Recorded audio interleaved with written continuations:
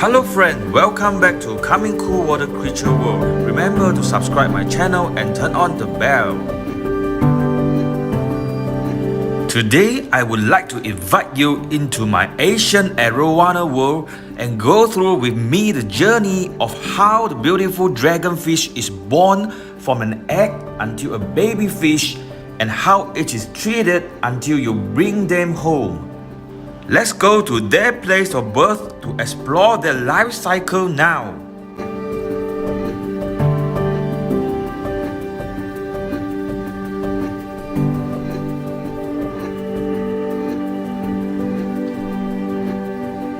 Asian Arowana, the legendary dragonfish, is a beautiful freshwater fish which makes many fish lovers crazy for. It is commonly believed that Asian Arowana is a spiritual water creature which can bring good luck to its owner. Being such a special fish, the breeding process of Asian Arowana is also very special, which is totally different from other fishes. The Asian Arowana is a kind of oviparous fish. They are like other fishes, they lay eggs too. However, the special part of the breeding is that after the eggs laying process is completed, the male Arowana fish will pick up the eggs and hold them inside its mouth. Guys, don't misunderstand that it is eating the eggs. In fact, the male Arowana is using its life to protect and take care of his babies. After he keeps the eggs in his mouth, he has prepared not to take in any food for at least 30 to 50 days until his babies can swim on their own. You may ask why he holds the eggs in the mouth. Does he use his mouth to protect the babies from the enemy? Or there is special nutrition inside its mouth? The first purpose of this behavior is to protect the eggs from the enemy, but this is not the only purpose. Let me tell you the next important purpose of what the male Arowana is doing with the eggs.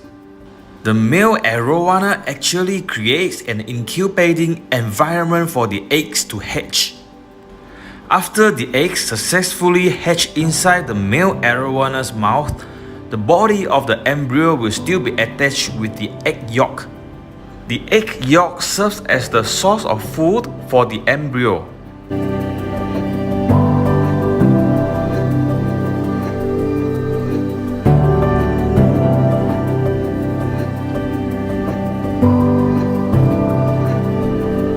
Inside the mouth of the male Arowana, the embryos rely on the nutrient from the egg yolk to survive.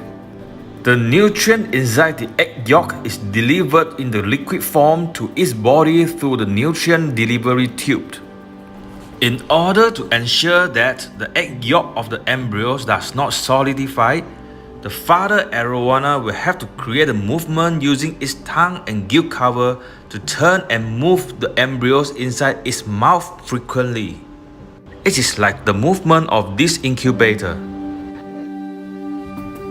If the egg yolk is not moved or turned frequently, the liquefied nutrient will become solidified easily.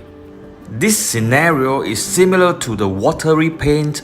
If you do not stir it, it will harden or become solid. If this happens, the nutrient will not be able to be delivered through the delivery tube, and hence it will cause the embryo to starve to death. Therefore, this is the most important process in the breeding. After knowing the natural process of the Arowana's breeding, shall we go to the fish farm to understand how the fish farm owners perform the breeding? And understand what kind of skill and technology they are using to breed the beautiful Asian Arowana? Let's go to check it out now. Mr. Saiful is one of the fish farm owners in the Bukit Merah village in Malaysia. He inherited the fish farm from his father and he is currently operating it.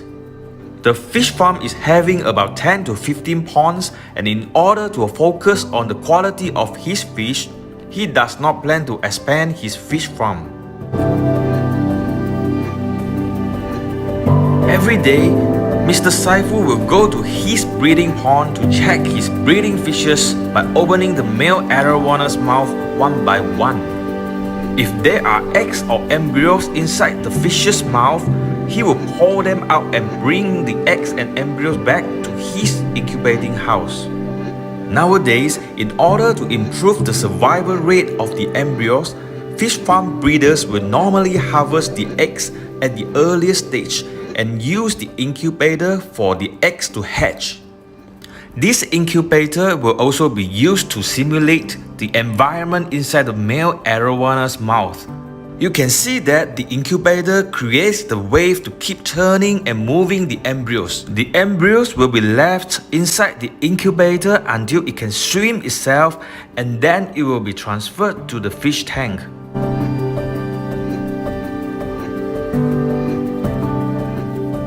Today, Mr. Saifu is very lucky. He managed to harvest 30 over embryos from one of his Arowana. Let's have a look at how Mr. Saifu collects his harvest.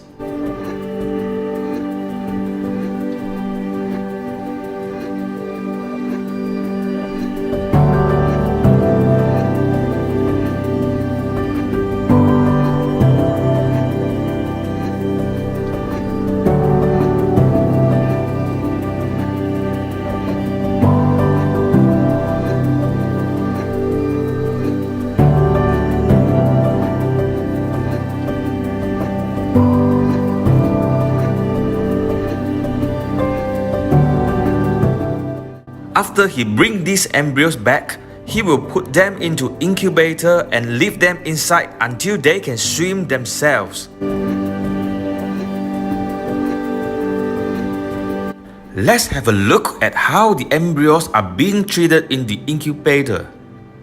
The embryos carrying with egg yolk right after the harvest do not need to be provided with food for 50 to 70 days until its egg yolk disappears.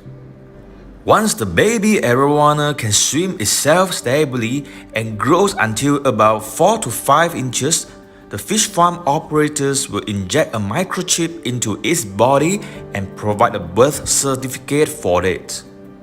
Microchip injection for Arowana is the standard procedure of Arowana fish farming, and it is recognized as the mandatory process for every legalized fish farm.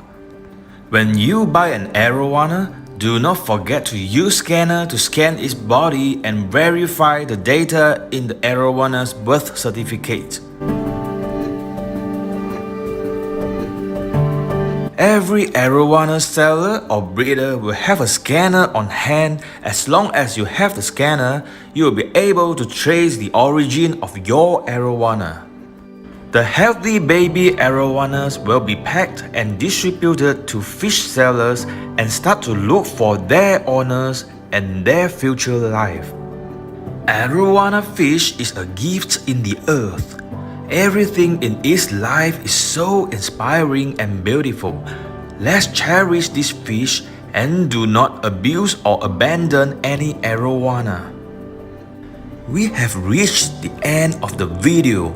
If you like my video, help me share it to every fish lovers and your friends. Thank you and see you again.